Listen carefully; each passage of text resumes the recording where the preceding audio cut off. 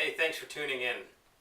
I'm doing a brief review of the Six Moon Designs Feather Pack and also discussing what I took on my overnight trip in the Shenandoah the first weekend of March 2013.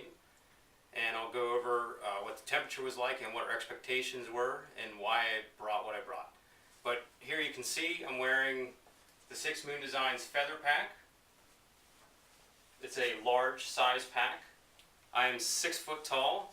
I have a 33-inch inseam, and for my height I have a relatively short torso, about 18 and a half, 19 inch.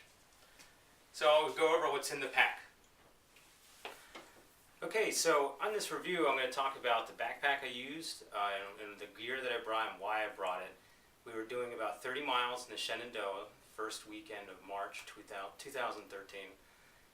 Temperatures are going to be anywhere from the 20s to very low 30s. We're not calling for a lot of rain.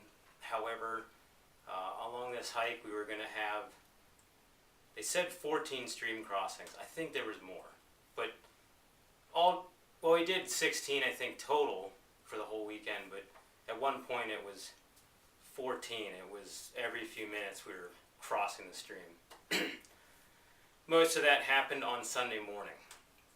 So, this is my Six Moon Designs Feather Pack, size large. Again, I said I'm 6 foot tall, 33-inch inseam, about a 19-inch torso. This pack, I packed it with everything that I brought that weekend. It's sitting at 17 pounds, 7 ounces. So on the outside here, this is what I would use to collect water, filter it, and then collect it. It uses a SteriPen pre-filter. Remove the pre-filter and use a SteriPen to purify the water. And then I could fill my cook pot or either of these two Gatorade bottles. Also out here, this is a Helly Hansen MIG rain jacket. It's very minimal, not a lot of features, but it does keep me dry and it is windproof. Oh, as far as what I was wearing, had on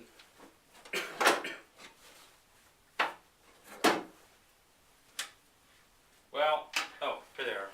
This pair of Adidas synthetic boxer shorts, boxer briefs.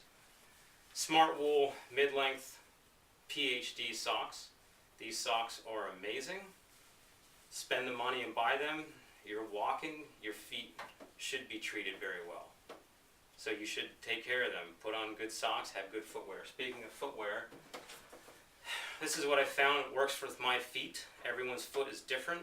Don't go for what looks cool, go for what fits. These are Patagonia Solly 2.0s. Very comfortable, breathe very well, and again, we had a lot of stream crossings.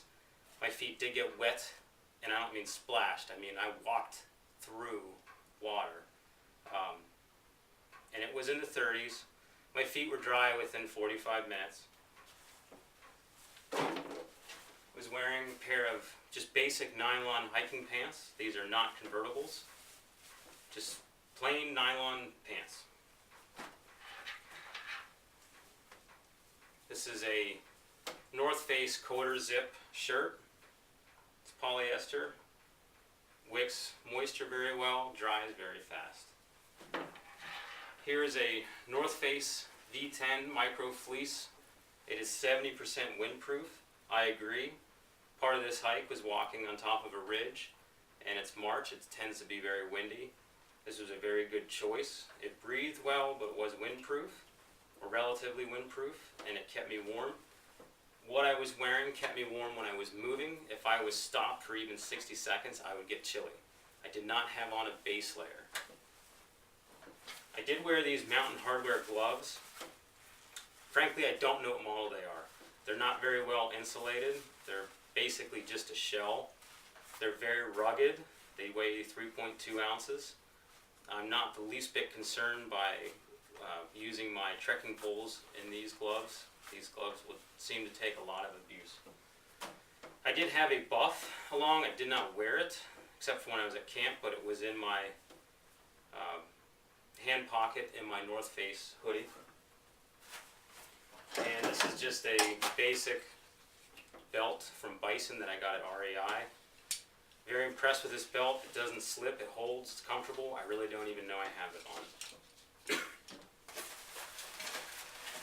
So as far as what else is in my pack, I'm just going to take these off. They're being obnoxious. I actually like wearing my water on my shoulder straps. It's easy to get to. Feel like it does balance the load a little bit. I see a lot of guys have done it, and I often wondered why they do it. I think I understand why. There are tutorials online how you can fashion these straps to your shoulder strap, or if you want me to show you how I do it in another video, I'll be more than happy to do that. I just went to the craft store and gathered some items. So my left pocket, this is where I kept lunch and snacks. For lunch, I just had cheese and meat. They were rolled up, like meat roll-ups. Had several of those. And then I had a handful of snacks, Balance bars, Cliff bars, Halo bars. These wing belt pockets are mammoth. I didn't even come close to filling them. As far as the other side goes, this is more of a utility pocket on this side. I had my SteriPen Adventurer Opti, a $20 Petzl headlamp,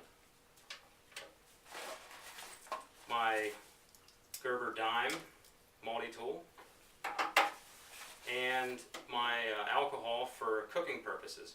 Again, we were going out for one night. We were only doing about 30 miles, and I'm not someone that has to have a hot breakfast. I don't need hot drinks. Basically just need to make a dinner, and 1 ounce of fuel will boil enough water for me to make a freezer bag dinner. So I brought 2 ounces in a 2-ounce container when we were about an hour and a half from camp Saturday evening. I put this in my pants pocket to bring the temperature up and make it easier to light off when I did want to make my dinner. Up top in this zippered pocket, this is the repair kits for my air pillow and air mattress. This is my ditty bag and first aid kit. I don't take a lot of first aid stuff. Again, I'm not doing a lot of bushwhacking. I have a pretty good idea where we're going. I take what I need. Like I have 4 ibuprofen. I didn't take a skid of ibuprofen. I have a small bag of dryer lint for helping to start a fire. There's some Leukotape in case I were to get some type of hot spot or do need a bandage. Some Listerine breast strips. They're wonderful. They really do make your mouth feel fresh when you're on the trail. I did have a lighter. I do have a pack of matches in here as well, but that's further in the bag. And also brought 2 wisps for cleaning my teeth. Here is a pack towel. Some glove liners. They weigh an ounce for the pair. And that's it for in there. Also in the shove pocket, this was the trail map and guide. With that shoved in a Ziploc freezer bag. Now at the last second, when we were getting ready to leave the car Saturday morning, I guess I kind of freaked out and I threw a merino wool base layer in my bag, top and bottom. I really didn't need it, but I was glad to have it along because I did bring it at night. I did put it on, and I could always stand to be warmer. I'm always cold, but I didn't need it. I would not have been uncomfortable if I didn't have it. I should say that. This is a 6 Moon Designs Wild Oasis tarp shelter.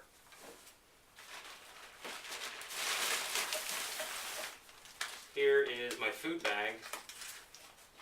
This was food that I did not need to access when I was on the trail.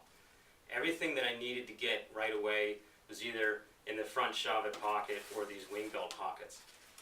So I brought a Mountain House pasta primavera for dinner. It was okay. I would eat it again, but it's not the top of my list. I did bring a thing of oatmeal in case I wanted some Sunday morning. I did choose not to have it. I just had some chocolate covered espresso beans and like a Balance bar or a Cliff bar. But there's more snack bars in here, some beef jerky. All the rest of my food was in this pack, this small stuff sack. again, we're going out for one night. We're only doing about 30 miles, and we forecasted being done on the trail around noon, and we're going to go get lunch. So I didn't need to bring a plethora of food.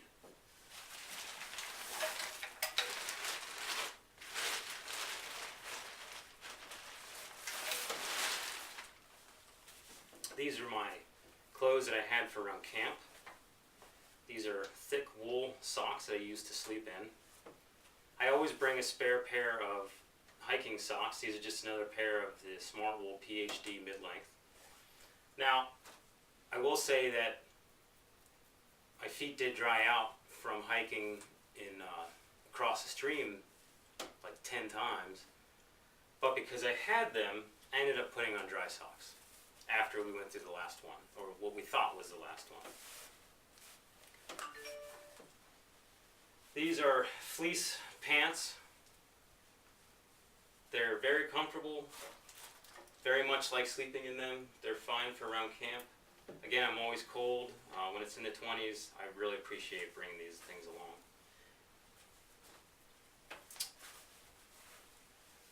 This is a hooded quarter zip shirt.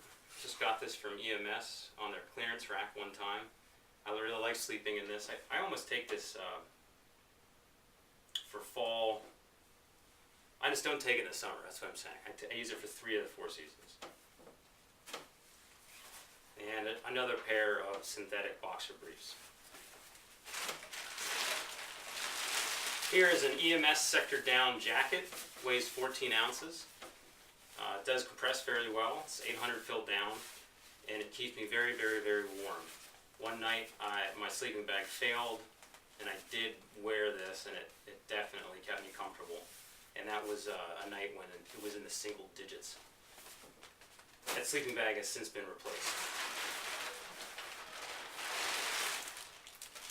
Here is toilet paper and wipes. I bring a lot. This is my luxury item. I won't be without this. Some people count the squares that they take with them. Nope, not doing that. I take plenty.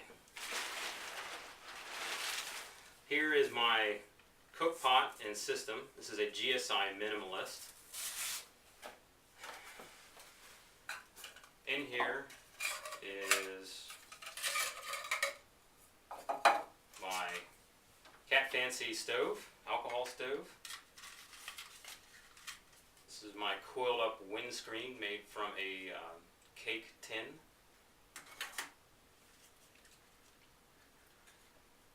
Oh, this is still dirty. I gotta wash this. This is the GSI Spork. It can compact. This is the pot gripper, so when the water is boiling, it's easy to take it off. Pack of matches for lighting the alcohol stove. I do feel that this works better than using a lighter. And this is the ground plate for the alcohol stove.